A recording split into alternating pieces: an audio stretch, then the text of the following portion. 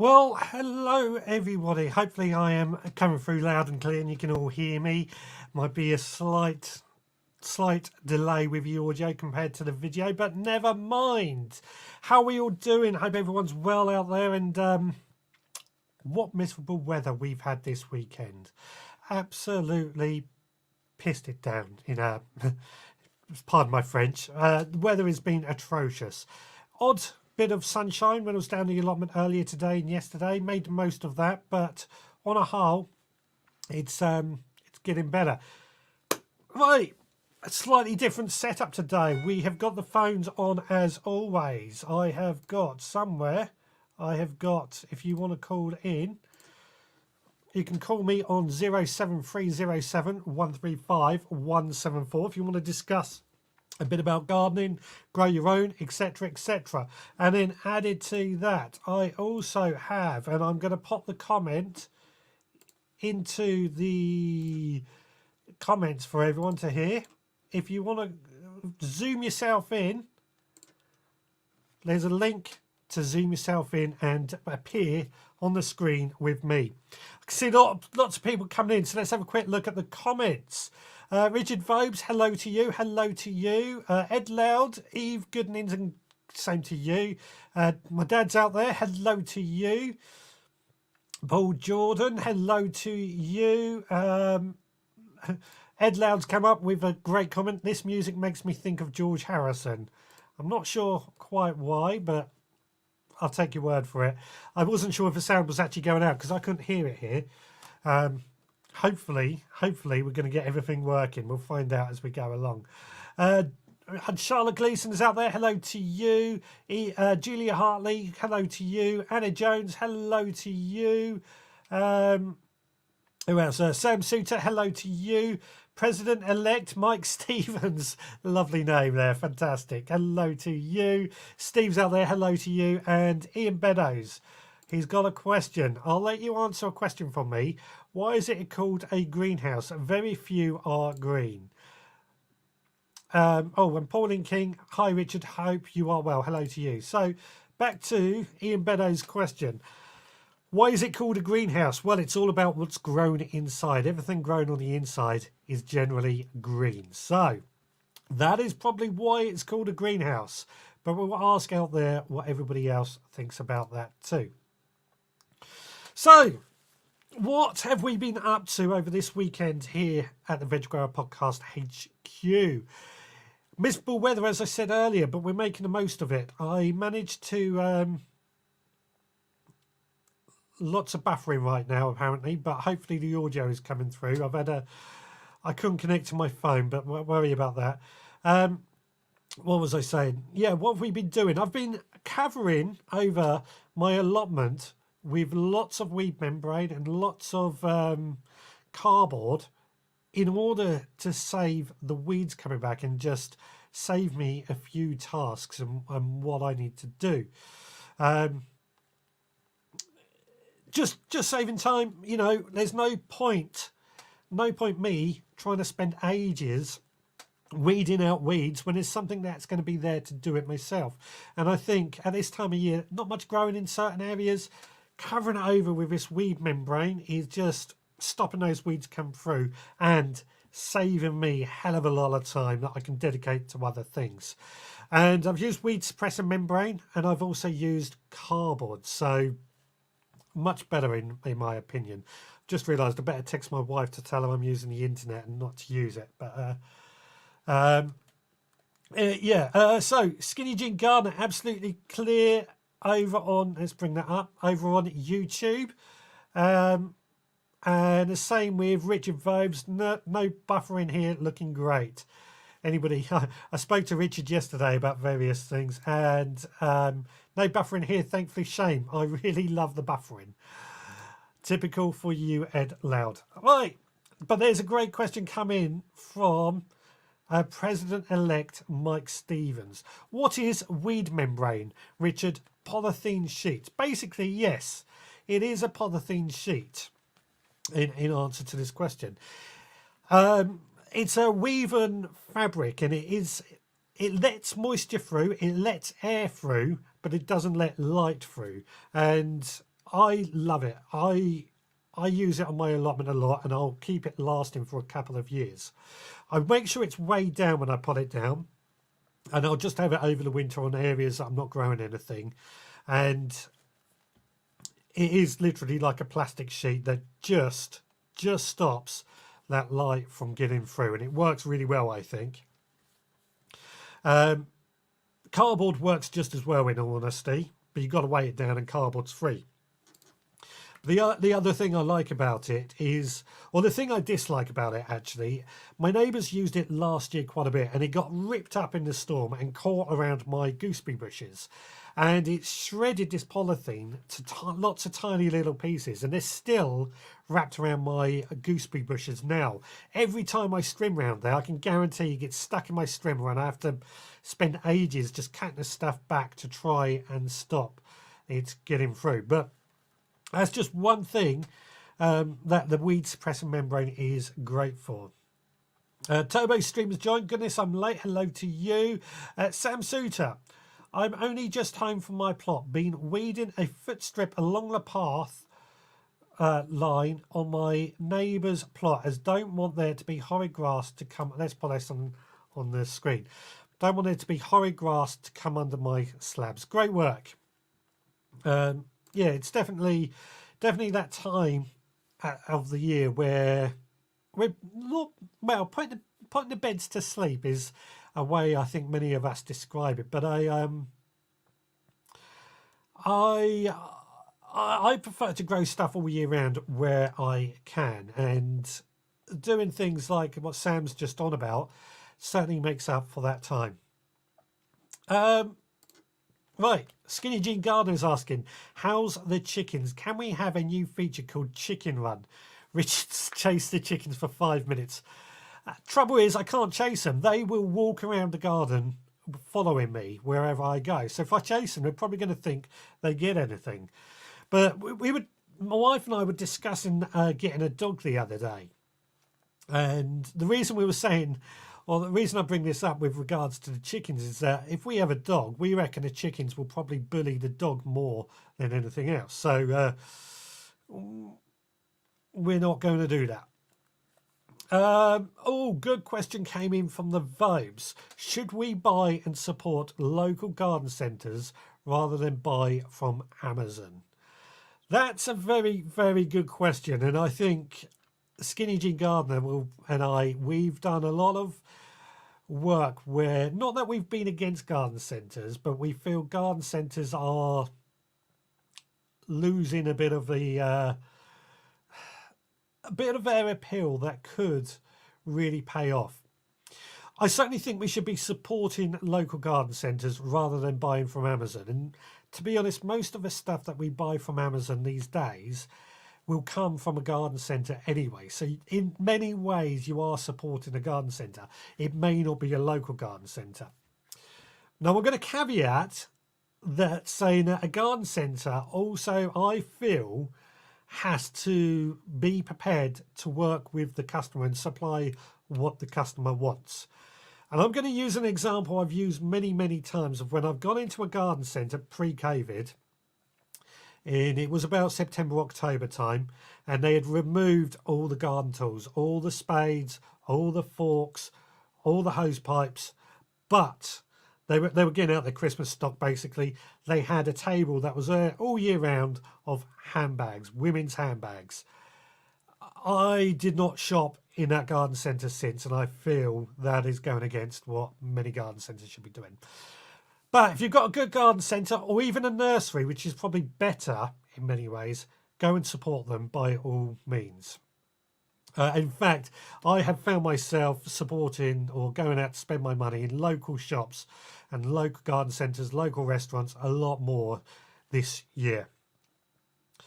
Right, good question, Vobes. Mike Stevens. That's what I was thinking too. Garden centres stock it, I guess.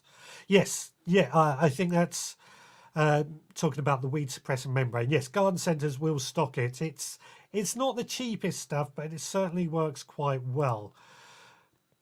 Everyone's saying that's a good question to Mr. Vobes, and certainly is. Ernie, evening, Richard. Greetings from. I should remember to pop these up. Greetings from Dorset. I trust you are well. I certainly am very well.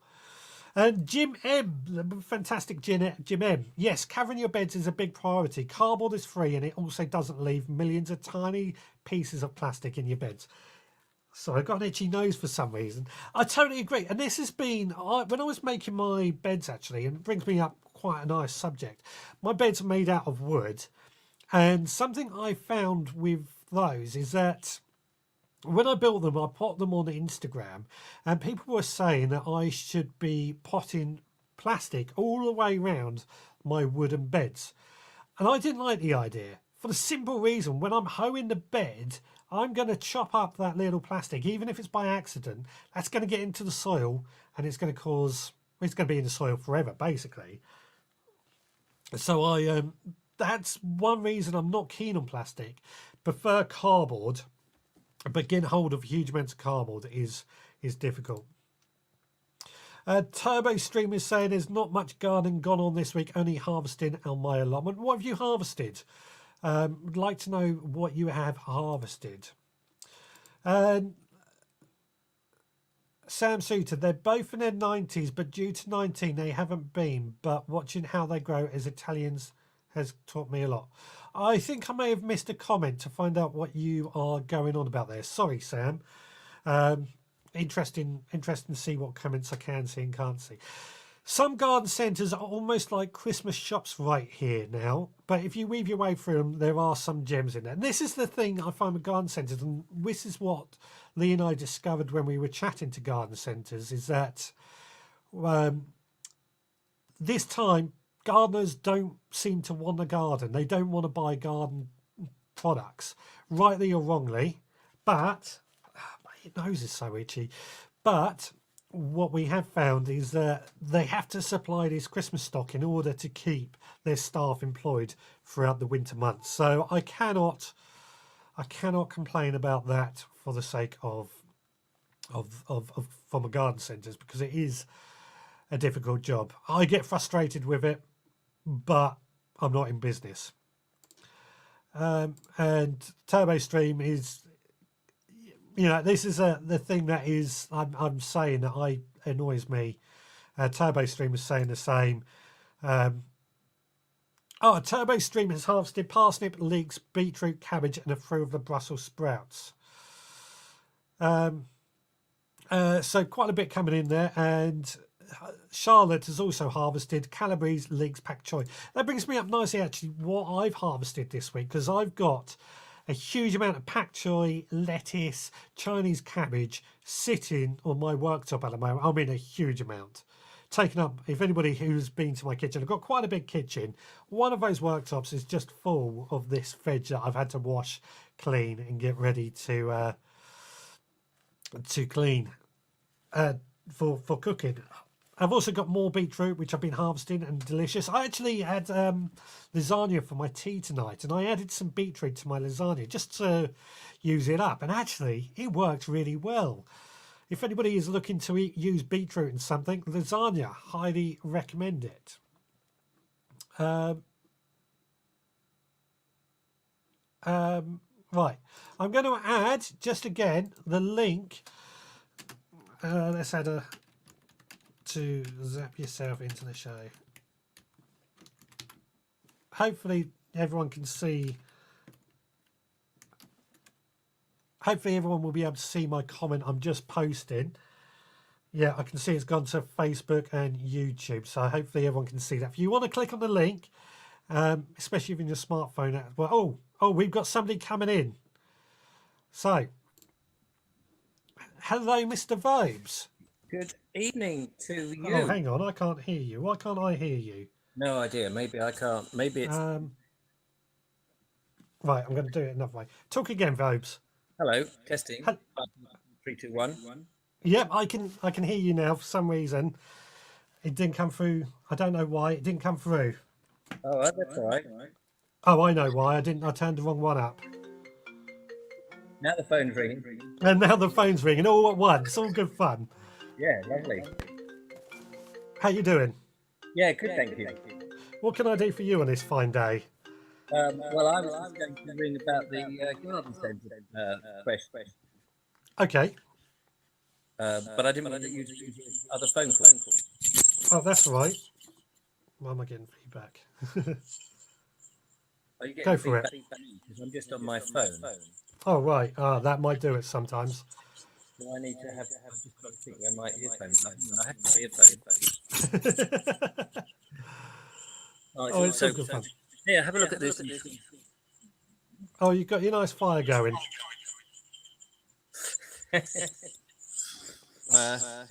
Coming. Talk amongst yourselves. Okay, so Richard Vobes, otherwise known as the Board Explorer, is the first time calling in through this new detail. Whoever that was that tried calling me just now, I've got a feeling I know who it was. Call back in a second and I'll try and do you all at the same time. Let's just see if it is who I thought it was. Oh. Oh, God. Quite get the headphones in the phone. Your headphones are quite crackly. Oh, they're telling me. They're my daughter's old headphones. Don't tell her. Okay, we won't. Ah, there we go. There we go. So garden centres. Yes. My point. Oh, I'm hearing myself back, which is a bit disconcerting, but not to worry. What was my point now? Having worked out how to get onto your show with all that complicated stream thing. Yes. About Christmas. My thought, it occurred to me that the Christmas thing would be a necessary thing for the garden centres to do, because they've got to make a profit at that time. Mm-hmm. And if they're not selling what the market wants and what gets them into the shops, then in the situation that they are, particularly at the moment, but generally, they might go under. And if you don't support your local garden centre or local business, they may not be there. Yeah. I mean, for example, they're not just going to put the Christmas stuff out because they don't want to sell garden stuff, but they want to get people in, don't they? Yeah, I mean, this is the trouble that I think we found when we were doing the garden centres is that, or looking into garden centres, as they did say, gardeners don't want to buy stuff throughout the winter months. And in days past, before they'd done the Christmas stuff, they had to lay people off. Unfortunately, although I don't like it, it makes a lot of sense when they put it like that. However, I do feel that they could do a lot more to encourage gardening throughout the winter months. Okay. Like what? Just encourage people to get out in their garden and show them what they can do throughout the winter months, such as building new beds, something I feel could be done throughout the winter months, and get that going. Or just general maintenance, pruning of the trees, that sort of thing. How does a garden centre encourage people to come into their garden centre to learn about that sort of stuff? Is that by running courses or running courses in their advertising? Advertising. There's quite a bit I think they could do, but at the moment, social media is a big thing.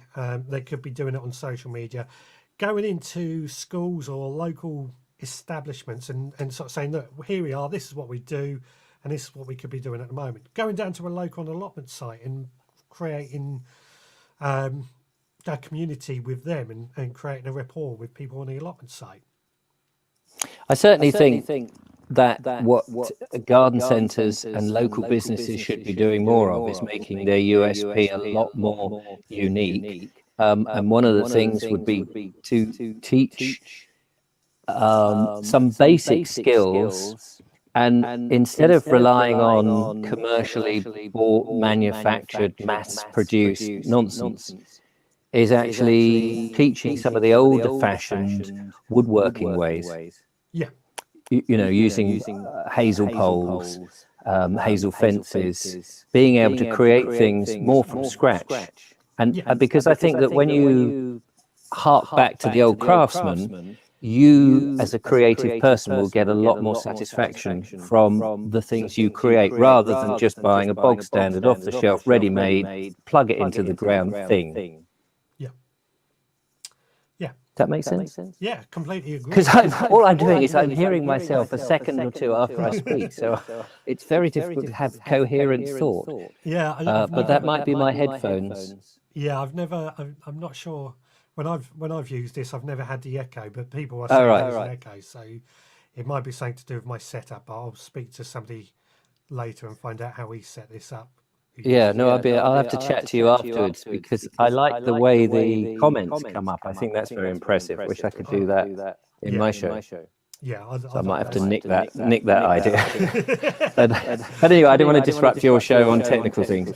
But that was really it. I think the reason for the question, just so you know, is we had a conversation, as you said the other day, and there's a new camping shop called Camping World that was, I think, a garden centre near Bognor and Chichester. And I was going to go there today, but on the 10th of November, they had been open, and then the police came in and said, you've got to shut because you're not a garden centre, even though they sold actually quite a lot of garden centre-y stuff. Yeah. And they were laid out like a garden centre, but technically they're not, so they were shut down. And I just thought, well, that just goes to show how easy some local businesses could just go under if people aren't supporting them. Because otherwise, what do? You go online, and Amazon, unfortunately, is one of the biggest. And although it is very useful, it is the other side of the advantages it has is it's closing down lots of other businesses. Yeah, unfortunately, that is. And in the end, they'll only be Amazon. In the end, but you got to remember with Amazon, it's not like Amazon. Although Amazon are selling stuff, you're not necessarily buying with Amazon. You're often buying from other little shops on Amazon. So sometimes you are supporting a local shop, but you're just not aware of it because you just think it's Amazon. Yes. I do get that, and I do try to buy from local shops. Yeah. Although often I will go and buy from Amazon because the returns is so much easier. Yeah, definitely. And if you don't know what something is like, and you want to feel it and touch it, and then when you get it, you think, oh no, that's not quite the quality I wanted, and you want to send it back. I know Amazon will give you your money back immediately, and B, there's no hassle about returning it. Yeah, that's definitely my experience as well. So it's a double-edged sword because I want to support local businesses. I'm a local business myself. Yeah. But at the end of the day, you also want not have the hassle because you haven't got time. Yeah. Anyway, that was my point. Thank you for letting me in your show. It's good fun, isn't it? It's good fun. It's good fun. I like this little chat we can have on these live shows. Yeah, I'll try and get myself a bit more organised next time. Yeah, well, I'll try and. It's the first time I've used this, so I'm learning myself. Excellent. Yeah. Well, I don't know how I get out of it. I guess you have to boot me out. I can beat you out, or you can. I mean, I can kick you from the studio. Looking at this. Yeah. Okay. But first of all, I'll just remove you, like so, and then I'll get him out completely by doing that. So kick guest. So yeah, that was our first caller on that. First time I've tried that. Apparently, it was a bit of an echo, and I've seen Nigel. The reason that the video and the audio isn't in sync is because I'm using my DSLR camera, and there is a delay from that. But I don't want to get too technical, Nigel. A few comments came in through that time. What did we have? I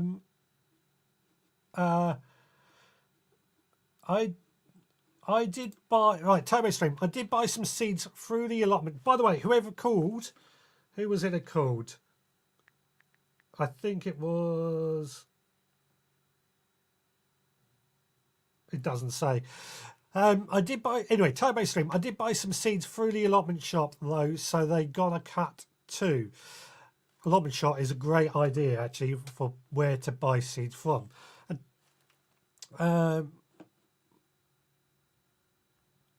Right. It's quite fit. No, sorry. Charlotte. winter planting of bare root fruit bushes, trees and roses. Actually, that is a very good thing garden centres could be teaching people about, actually.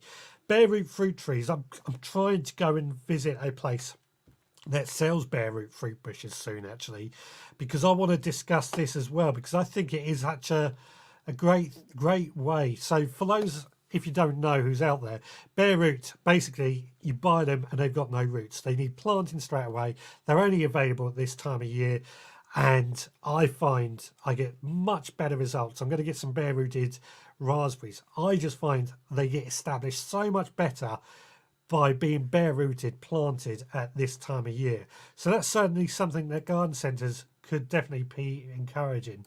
Real Green Dress Vintage and Ethical Wedding and Party Dress Shop has sowed her broad beans today. There's always something to do. Exactly. And that's exactly right. What we could, things that we can do throughout these quieter months. Stuart Jackson, my local big garden centre has more Christmas stuff than garden items. No plants for winter planting. The Xmas trees have been in for 2 weeks, but my local independent centre has lots of plants. I didn't think we'll get into this garden centre chat by any means, but yeah, I agree. It seems a bit weird that there's garden centres are selling a lot of this stuff and not what we get my words out. Not what we expect to see from a garden centre.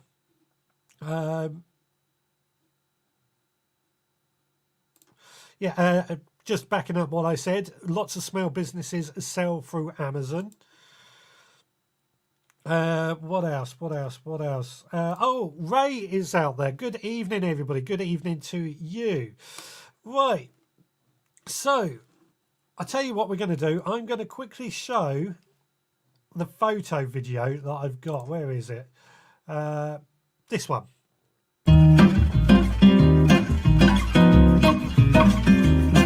Well, it's time to take another look at the photos that have been sent in to me here at the Veg Grower Podcast.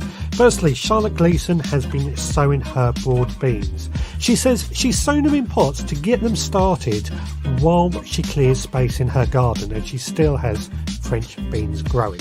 Now, the joker in the group, Ian Beddoes, he's been sharing this photo, but the statement is so true. It's got to be said, gardening is very good for our health. He's also trying to sell his camouflage suit. If you can see it, you can buy it. Next we have Ian McGorgan, who's also sowing some of his broad beans. This time he's got a variety called the Saturn, a very reliable and a very good variety to use indeed. Now Stuart Jackson, he has shared this photo of his passion flower. He is wondering if it's possible to grow passion fruits in this country from these fruits. I've tried, but I've failed, but I think it could be possible. Now Stuart has also been sowing broad beans in his garden, as you can see in this photo, and they are starting to germinate. Now Stephen Ticehurst has also been busy on his veg patch, which is looking really quite remarkable, as you can see. But he's also harvested some really great looking food, which just looks tasty and colourful. But added to that, he's also been burning some of his waste in order to get rid of it. Something that we might do from time to time. Well, that is it for this collection. Don't forget, if you've got any photos you want to send in, you can send them to me, richard@veggrowerpodcast.co.uk, or you can post them in our Facebook group or on our Facebook page, or even on the forum at theveggrowerpodcast.co.uk. But for now, please take care. I'll speak to you all again next time.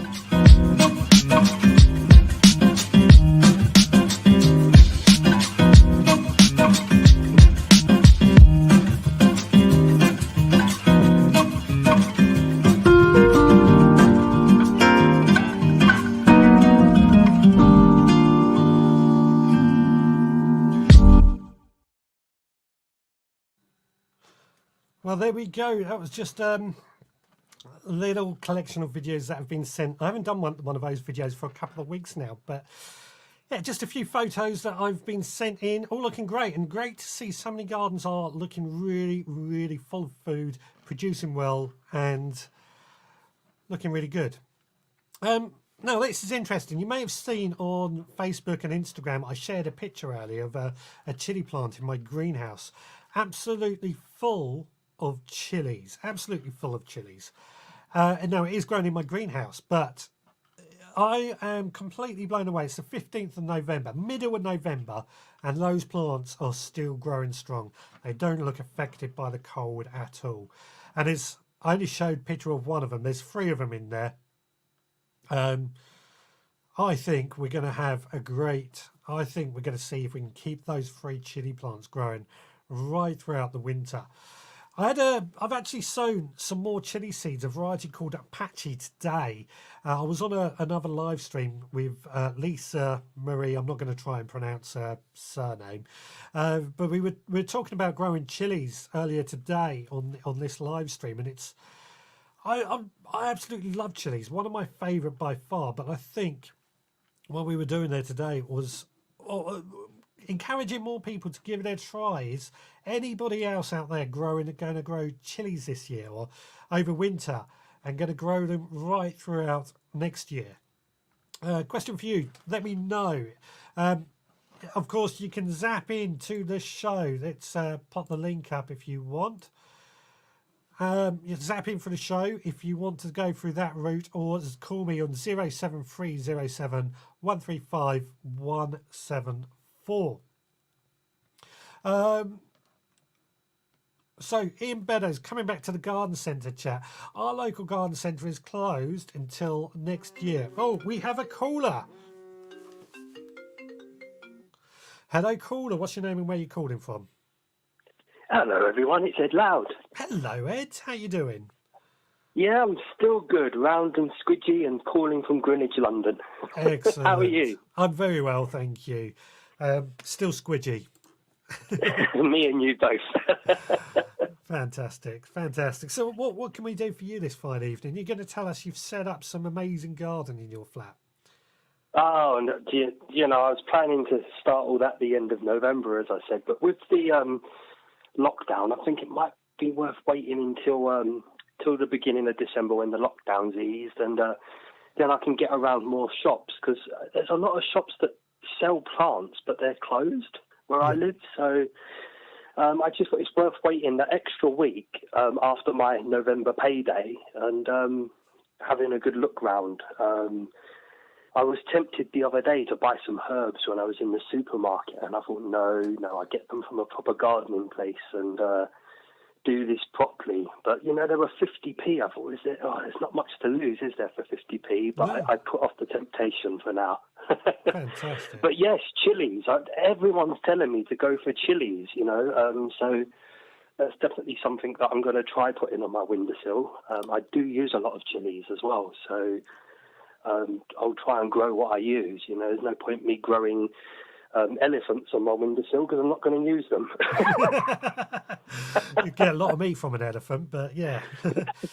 But yeah, no, I do think chilies would grow so well on your allotment site, on your windowsill, sorry.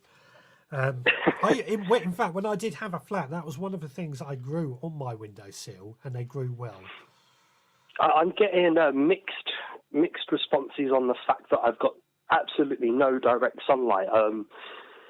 Sort of the only windowsill I can even dream of putting them on is on 3 sides. It's complete. I've got garages on one side, flats on the other side, a balcony above.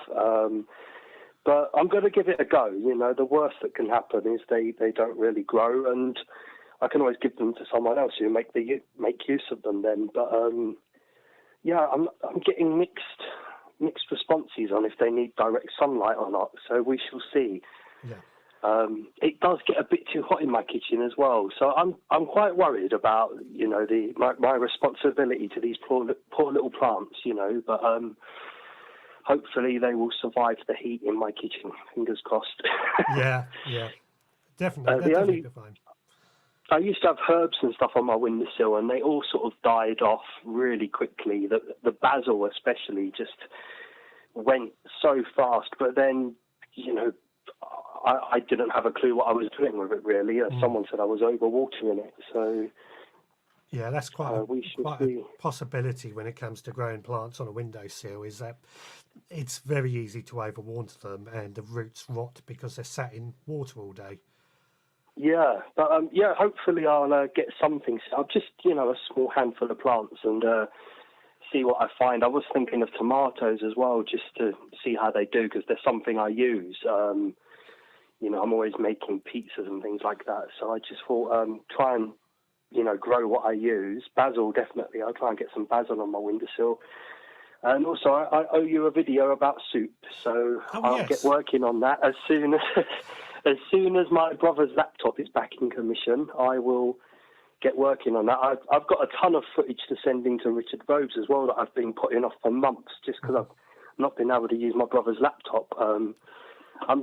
I don't really like technology, to tell you the truth. People keep telling me to do it on my phone, but I use my phone as a phone, strictly as a phone. I've limited all the other apps on it and things, but yeah, I'm looking forward to December. I think it's going to be good, and I'll probably bore you with a million questions pretty soon. No, you are always welcome. Always welcome.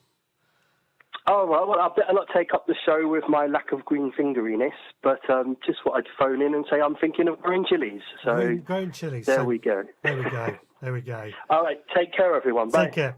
Cheers. Now, there we go. That was Ed Loud. But on waiting in the chat room, another young gentleman, Mr. Jackson. How you doing, buddy?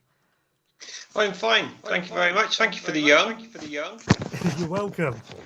How's things? Oh, it's great. Yeah. Going really well.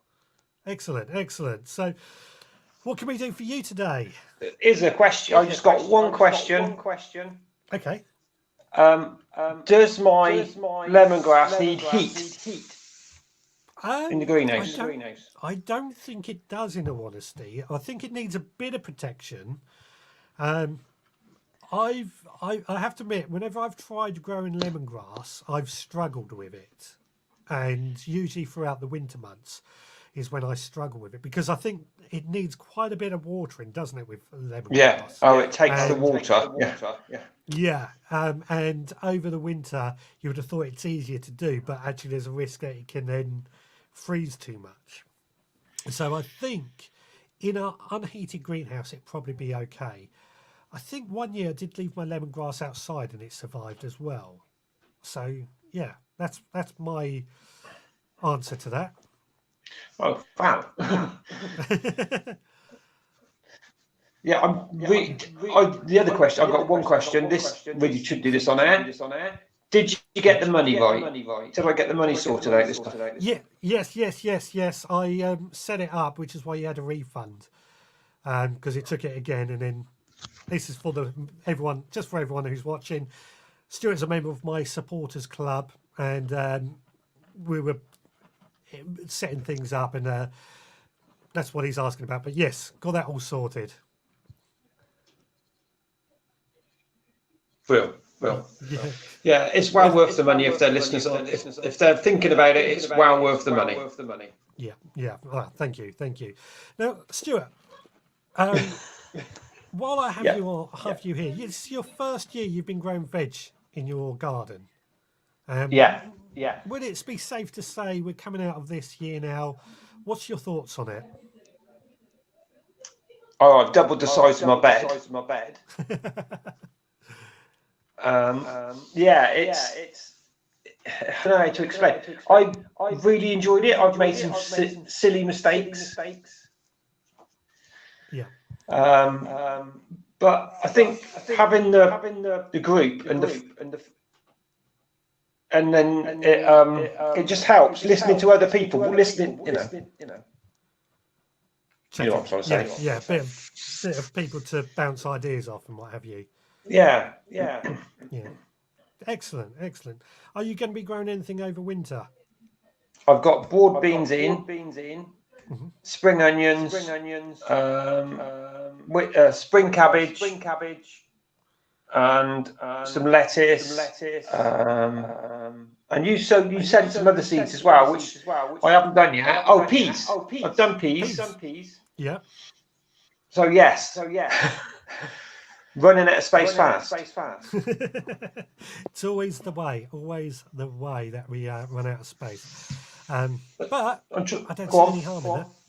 I'm trying to duplicate at work as well. So whatever you do, we do at school. Right. Yeah, I mean that's on a much. Would you say that's on a much bigger scale that you're growing these plants at school? Yeah. We've got probably 8 or 9 rows of garlic and onions. Yeah. The broad beans, they start sowing, but I'm sowing them on a weekdays so that I get more kids involved, really. Yeah. That's my plan. I think the broad beans and the peas are certainly a great thing for kids to grow in a school over winter, although we're stepping on somebody else's territory here. Well, it doesn't matter whose, does it really? As long as we all do the same. Yeah, definitely. Yeah. Definitely. Is he about tonight? He was earlier, but I haven't seen him for a while. I'm sure he's probably just listening or something. Yeah. Yeah. Have you got an echo your end? I haven't. No. That's right. What I think it is how I've wired it up. Because I've done it the way somebody else had told me to do it, and I did wonder if it was going to be an echo doing it this way. Are you getting an echo? Yeah. Are you hearing yourself? Yeah, but I was hearing when you had Rich Rhodes on. Yeah. I think it was worse. Right, because I can't hear anything. I can only hear you. But I've got a theory as to why that's happening. I think I might have to rewire things. It's a learning curve, Rich, isn't it? Yeah, it's a bit like me in the garden. Definitely. Anyway, I will let somebody else call in. Okay, lovely. Well, right, nice to speak to you again. Yeah, you take care, Rich. You take care. Cheers. Bye. Bye. It's remove him from the stream. There we go. And kick from studio. There we go. So, I don't know why we're getting an echo. Well, I've got a theory, but I've got to rewire this and figure this out. So, apologies for the echo. Oh, we have another caller. Hello, caller. What's your name and where you're calling from? Mr. Suggett. It's Kevin Hall from Midhurst. Hello, Mr. Hall. How are you? Oh, I'm all right. How are you, sir? Yeah, very well, thank you. Good. Great that you called in, because everyone out there is probably wondering how you're getting on with your new allotment. Well, I thought I'd ring in with an update. I did do a little video today, but I haven't sent it in yet, but I will do. It's going great. We've had the allotment now for just over a week. Yep. And I'm getting the feedback from the hang on a sec, let me turn this volume down. I was going to say, I think you've got your computer in the background, haven't you? I have, that's it. Sorry, yeah, I forgot to turn the volume down. Yes.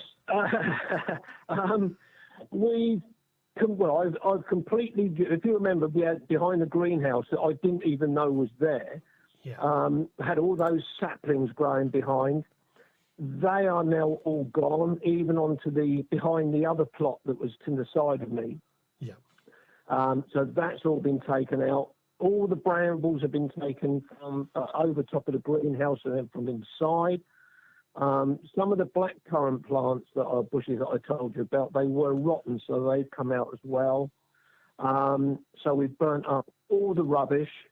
We've also got the first lot of black plastic down. Yeah. And I've been down there today for a couple of hours in between the rain showers. And I've redone the fence posts that were all broken on the side. So, but the weird thing is, as I was digging the post holes, they were filling up as quick with water as I was digging them out. So right. I don't know whether it's to do with the water table so high there. But yeah, it's going really well. I'm really pleased with the progress in just a week. You know, all the grass has been trimmed right off, and a load of brambles have been cut back and burnt up. I've got one lot of brambles still to do. But yeah, it's great. I'm really, really enjoying it. And as you know, Richard, it is a huge plot. It's an absolutely massive plot. Yeah, yeah. It's it's probably about 7 rods, I reckon, which to some of the more experienced allotment holders, it probably isn't that big, but for the first timer, it is pretty big. But you'll soon fill it up. You will soon fill it up faster than you think, and then you'll be wanting more space. Well, yeah, but the reality is that the very top part, as you come into the top end of the plot, you know, I know that until the ground starts sloping away, you'll have to come down and have a look at it, because the ground does drop away quite a bit. And from where the point of the ground dropping away, I think we're not going to be able to plant anything below that. Right. So we're going to keep it to the top end of the plot. And I think I'm probably guessing it's going to be, oh, crikey, how many feet? 50 feet, 60 feet long, something like that, is going to be the main growing area. So, I'm very, very happy with what I've got. I'm very lucky to have got it, because I met a lady there today who's been on the waiting list for 5 years, and she's only just got her plot. And to be honest, I went on the waiting list March, April this year. Yeah. But it turns out that the two plots, that the one I've got and the one the lady's got, and weren't actually on the plan that Caldry Park had, because the land is all owned by Caldry Park. No, I find that interesting that it's not on the plans for the owners of the allotment site itself, because your plot is smack bang in the middle of it is of the plot. It is very strange. It is very, very strange. But you know, I really can't complain, having only been on the list, you know, a few months, and to have a plot already. You know, I consider myself very lucky. Yeah. And I'm loving it. I'm absolutely loving it. I wish I'd done this years ago, Richard. I really do. It's you know, I'm nearly 67, and it's not old, but you know, as Cynthia said to me the other day when we were down there on Friday, we were there from about 11:30 until the sun was going down. She said, "There's only one speed you've got, Kevin, and that's flat out." She said, "You cannot pace yourself." But when I get into something I really enjoy, you know, I want to really get stuck into it. My decorating, it's a living. I don't enjoy it anymore, but it pays the bills. Yeah, yeah, yeah. So I feel the same about my job, funny enough.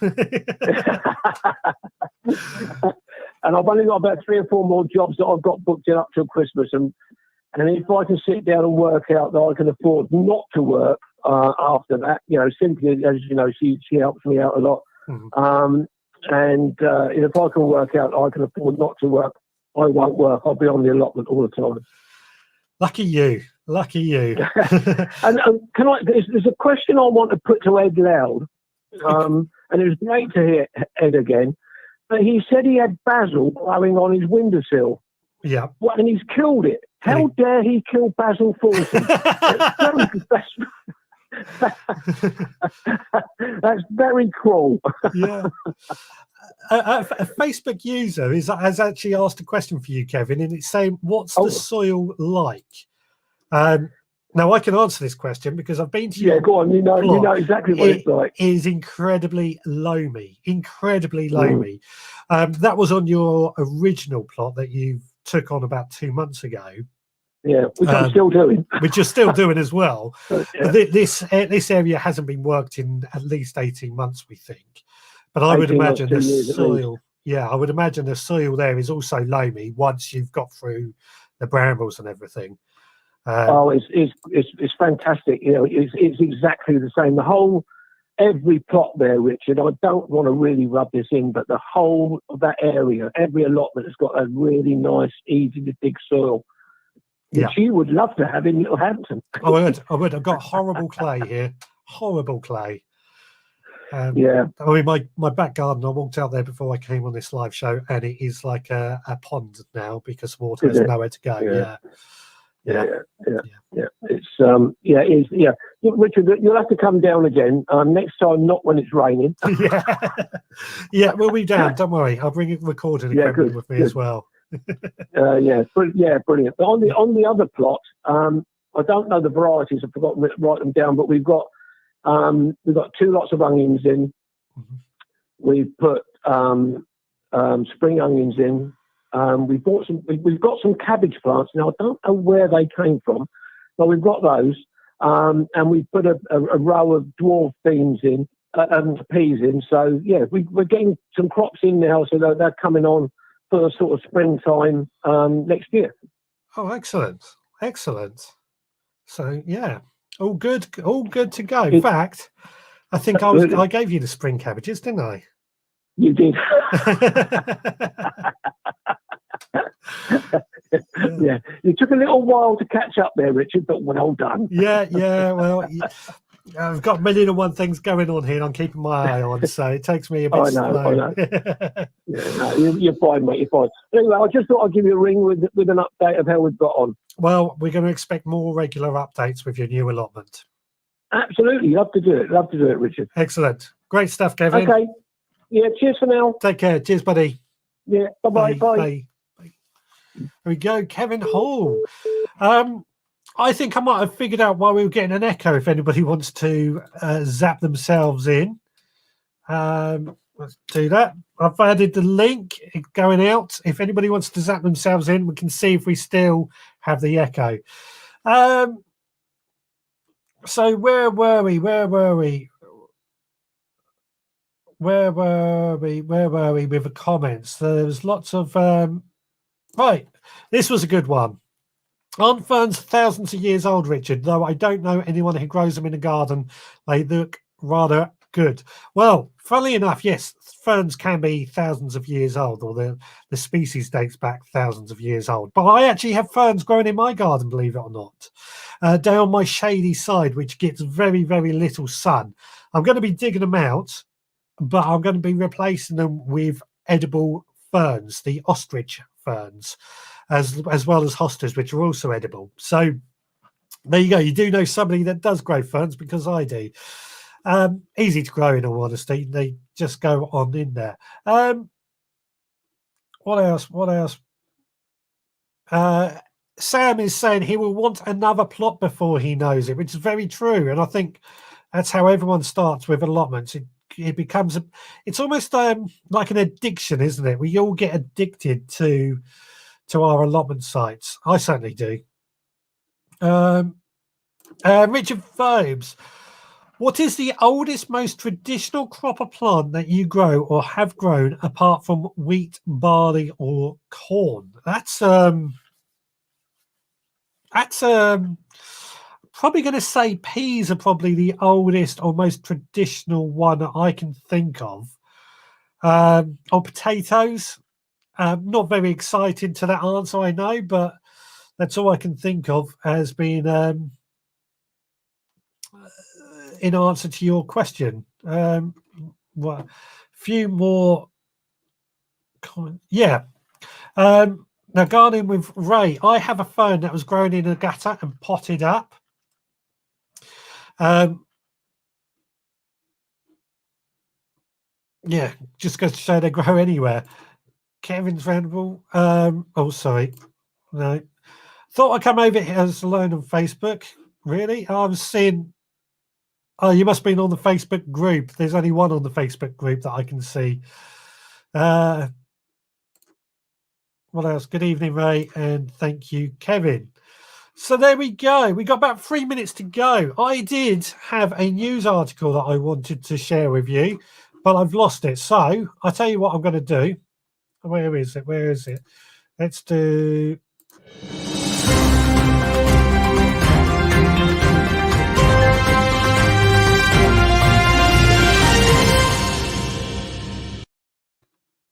So what is in the news this week? Let me get rid of the. Where is it? Let me get rid of this comment. Where did I put it? There, that's it. So what is in the news this week? Well, I haven't been able to get the article to show because it's behind a paywall, but it's about Thomson & Morgan have now bought Sutton Seeds. Thompson & Morgan and Sutton Seeds are probably two of the largest seed suppliers in this country. And I find that quite worrying that one has brought the other out. Sutton Seeds also owns Dobbies and there's one other. So, in fact, Thompson & Morgan have brought 3 seed companies all under the Thompson & Morgan umbrella. Now, I've had quite a bit of success with Thompson & Morgan. I obviously do a bit of work for them from time to time with the blog writers, and they sent me an orange tree and a lemon tree this week, which turned out fantastic. But this year I've seen a lot of people complaining that Thompson & Morgan's service hasn't been as good. And is that going to pass on to Sutton Seeds? It's quite worrying. I'm going to run over a bit today because there's a lot to talk about, and I can see there's a lot of people discussing this. And I think Ray has said it the best. That's bad news. And I've got to say, I do agree. I think it is bad news that one of the larger seed companies has been brought out by the other. I think that's going to limit the stock that we can buy. It's going to really affect the markets quite badly. Now, I like to buy seeds from different places. So from Sutton's, I tend to always buy the Crimson Crush tomatoes, the blight-resistant tomatoes. Thompson & Morgan do a Mountain Magic variety, which is also really good. If they're going to amalgamate, and this is what I'm going to be interested to see over this next year, now they're all amalgamated into one company, is that going to cause much more problem with choice of seeds and various other things? And I think that's what Ray's alluding to with it being bad news. I think it's going to affect the stock choice quite badly. Sam's allotment diary. There's one next to me, as I believe the old couple next to me may not be returning, so he'll be getting a new allotment. Right,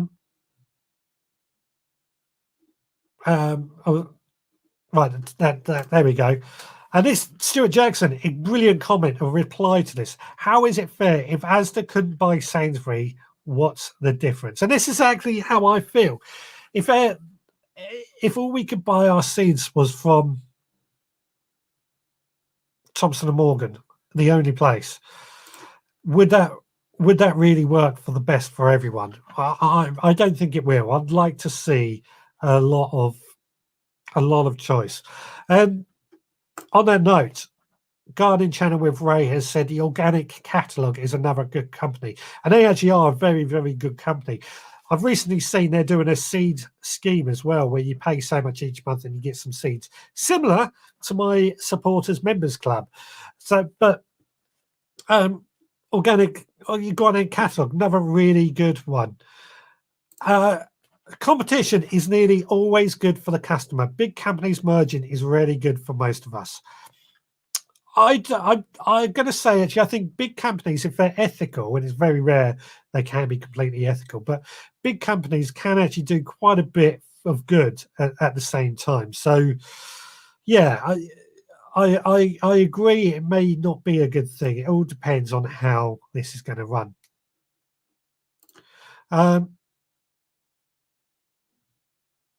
Oh, right. Sorry. Yes. So, yeah, that explains it. I said there was a third company that Thompson & Morgan were taking over, and that is the Organic Catalogue is the other company that they are taking over. Yeah, that makes sense now.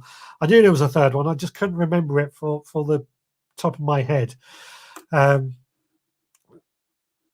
There we go. Thompson & Morgan has acquired 100% of the share capital of Sutton Seeds Limited and its 3 brands, Sutton's, Dobbies and the Organic Catalogue.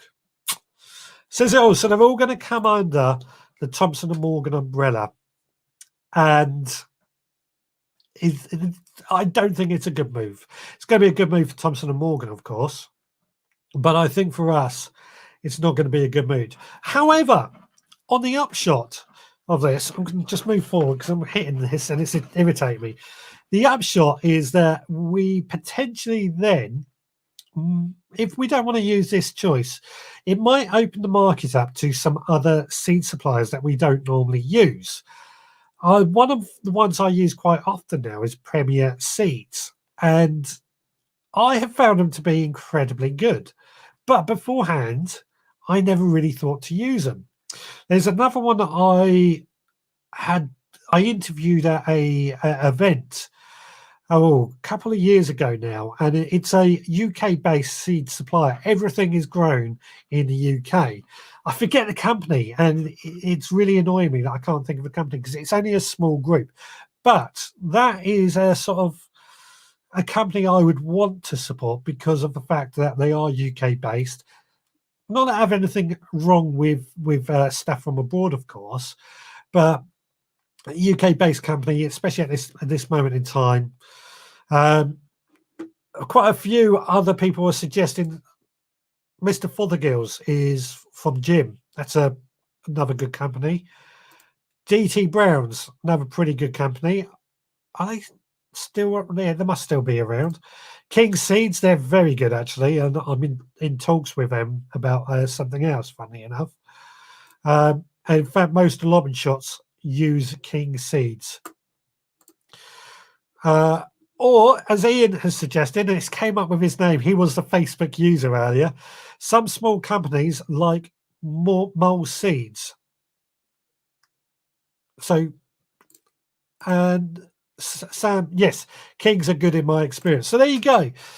There's plenty of other choices out there, but this one thing has really shaken me and my thoughts, in all honesty.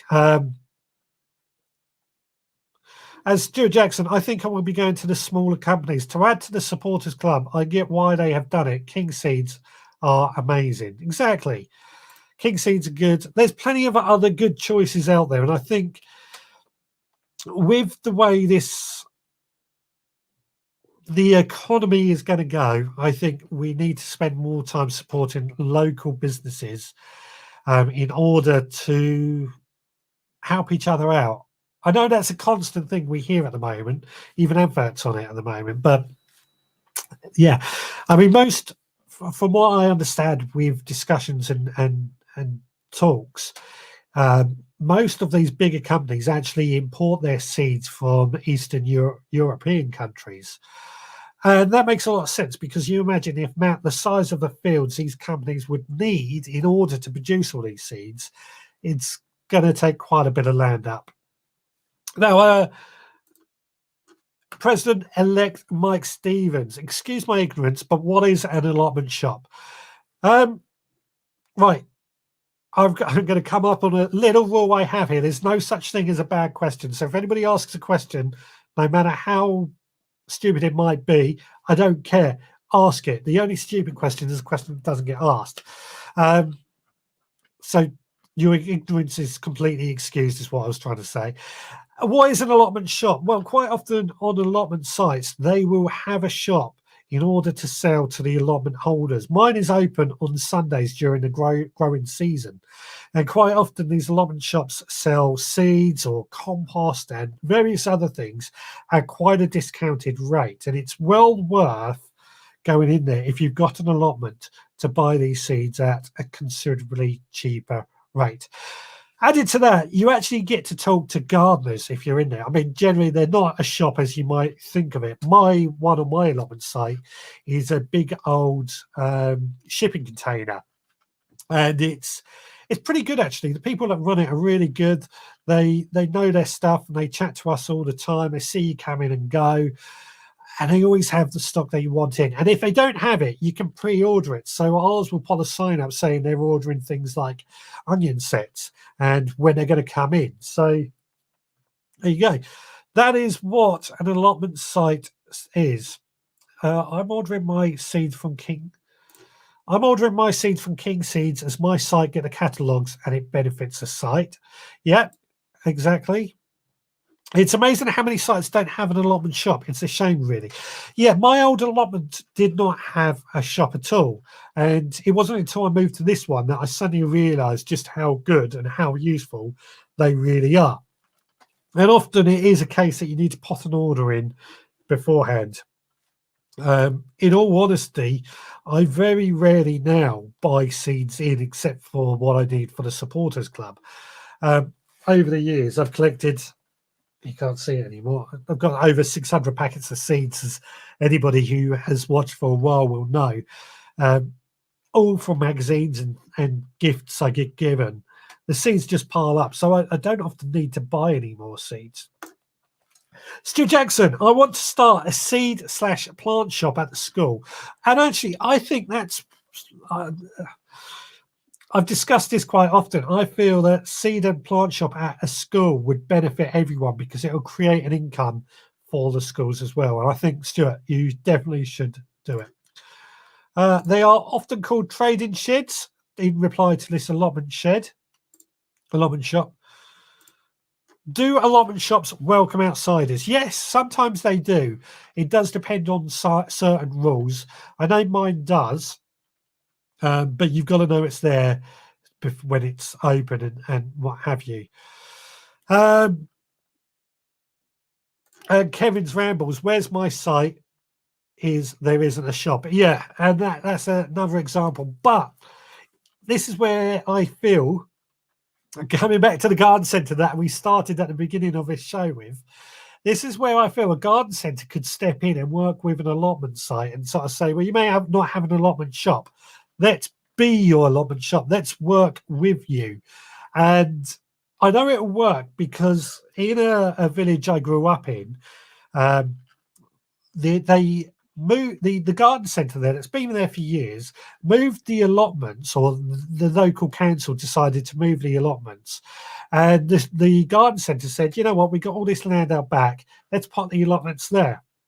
That's what they did. All of a sudden this garden centre was getting more trade from the allotment holders, literally a stone's throw away from each other. So it worked in every way, and that's where I think garden centres could also step in and help an allotment site out. So there we go. That's my thoughts. I don't know if anybody else has anything to share on that. So we have about 5 minutes to go before I close up for today. I think we'll call it at that because my throat's getting a bit sore. If anybody wants to call in quickly, 07307 135 174. Or if you want to zap yourself in, let's add the link. There we go. Click on the link and let yourself in, except I've seen it doesn't go, the link doesn't go to the people in the Facebook group, I'm afraid. Never mind. Yeah. So what are we going to be doing this week? Well, or here at the Veg Bale Podcast HQ. I'm not sure what I'm going to be doing on the podcast yet on Monday. I'm open to suggestions at the moment. I've got a few ideas. I'm working all week, as far as I know. No furlough from me, so won't be able to spend as much time in the garden as I would like. So that's not going to be any garden going on during the week until next weekend. Next weekend, what will I be doing next weekend?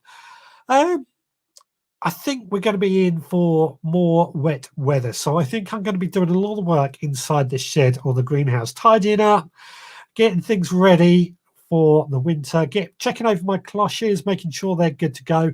In fact, I'll probably set some of my cloches up ready and sow or plant some plants out inside the cloches ready for the winter, such as my winter lettuce or my spinach. Basically, lots of things that I could be doing over this next week. There we go. This is what we're talking about. Maybe a garden centre could give a discount card for allotment holders. Not that I have an allotment. That's something I've suggested before as well when I've chatted to garden centres.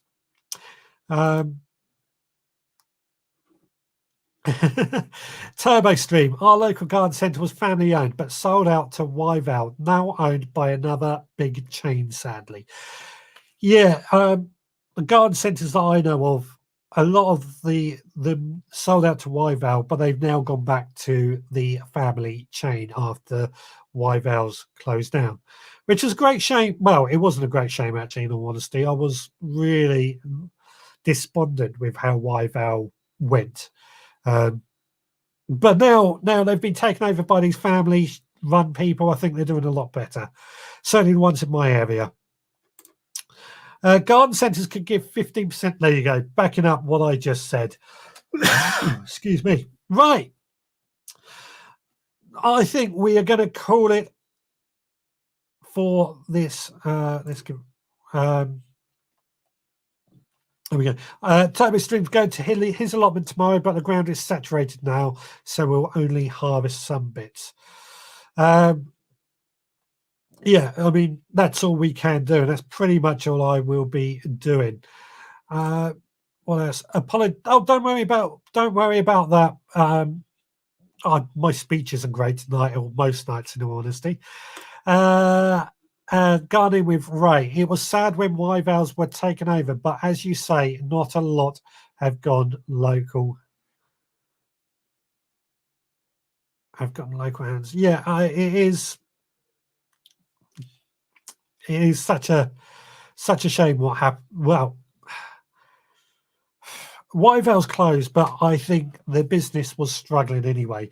Reason that I felt the business was struggling is that I didn't feel, and I'm basing this on my experience when I walked into Wyvales, I felt that the shops were just selling tat and the stuff was sitting on the shelves for too long, and it just wasn't very encouraging to go in there. It just didn't feel like somehow I wanted to spend any time or spend any money.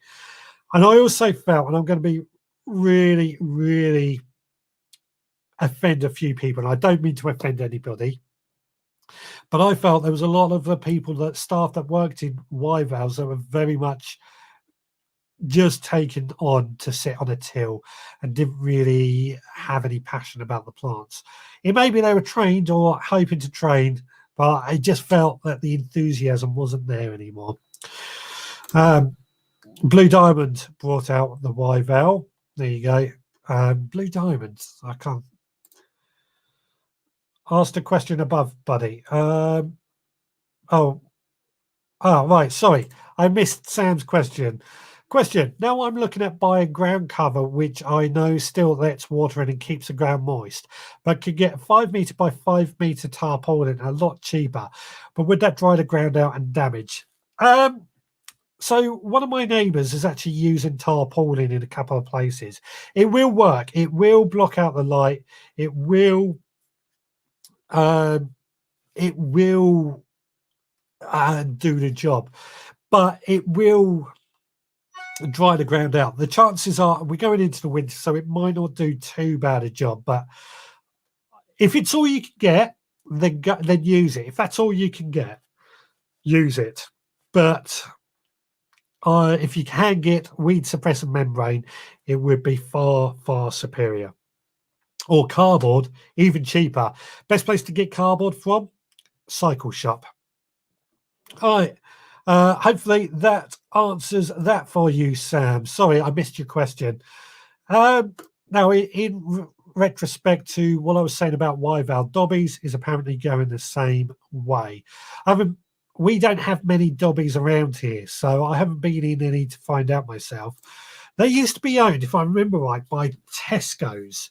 And when they were owned by Tesco's, they were actually quite impressive, I thought. In one, probably because I don't go in them that much, but now there you go. How about cardboard and tarpaulin?